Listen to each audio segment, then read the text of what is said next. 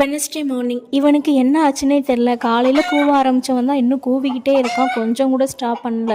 Morning எழுந்து வந்த உடனே கிச்சனில் நுழையும் போது கிச்சன் நீட்டாக இருந்தால் மட்டும்தான் எனக்கு வந்து சமைக்கிறதுக்கு இன்ட்ரெஸ்ட்டே இருக்கும். நைட்டு ஃபுல்லாக பட்டுக்குட்டி தூங்கவே இல்லை, எங்களையும் தூங்க விடவே இல்லை. ஸோ நம்ம காஃபி குடிச்சிட்டு கொஞ்சம் பிரிஸ்காக ஆரம்பிக்கலான்னு சொல்லிட்டு காஃபி எடுத்துட்டேன். காலையில் பட்டுக்குட்டிக்கு எப்போவுமே ஹோம்மேட் செர்லாக் தான் கொடுப்பேன். இன்றைக்கி லேட்டாக எழுந்ததுனால அவருக்கு எதுவுமே செய்யலை.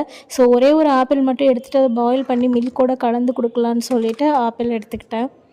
ஆப்பிள் நல்லா பாயில் பண்ணிவிட்டு அது ஹோம்மேட் செர்லாக்லேயும் சரி அல்லது மில்கோடையும் சரி எப்படியாவது ஒரு வகையில் நான் கொடுக்கணும்னு சொல்லிட்டு கொடுத்துருவேன்.